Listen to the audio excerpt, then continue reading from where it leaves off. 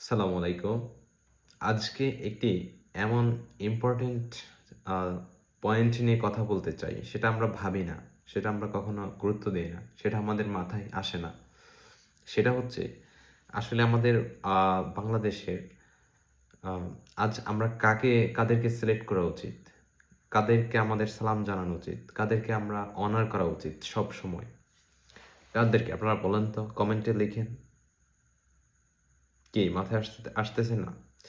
আমাদের উচিত বাংলাদেশে আসলেই আমরা যারা অত্যন্ত শিক্ষিত নয়, তাদের দিয়ে আমাদের দেশ চলতেছে।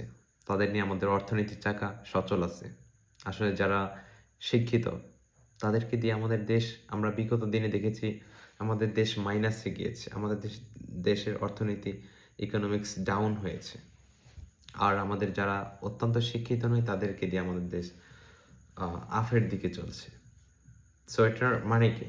আপনি দেখেন আমাদের দেশ চলতেছে গার্মেন্টস শ্রমিক দিয়ে। গার্মেন্টসে দেখেন অলমোস্ট 95% পিপল শ্রমিক তারা কি শিক্ষিত অত্যন্ত? না, তারা অত্যন্ত শিক্ষিত না। এবং আপনি দেখেন প্রবাসী যাদের দ্বারা অনেক রেমিটেন্স আমাদের দেশে আসতেছে, যেটা একটা মৌলিক আমাদের অর্থনীতিতে ভূমিকা রেখেছে। তারাও কি অত্যন্ত শিক্ষিত? না, তারাও অত্যন্ত শিক্ষিত নয়। আর শিক্ষিতরা কি করে? শিক্ষিতরা কামাই করে। শিক্ষিতরা চাকরির বেতনটা ধরে না। তারা দুর্নীতি কোথা থেকে এক্সট্রা ইনকাম হবে ওইদিকে ফলো আপ করে।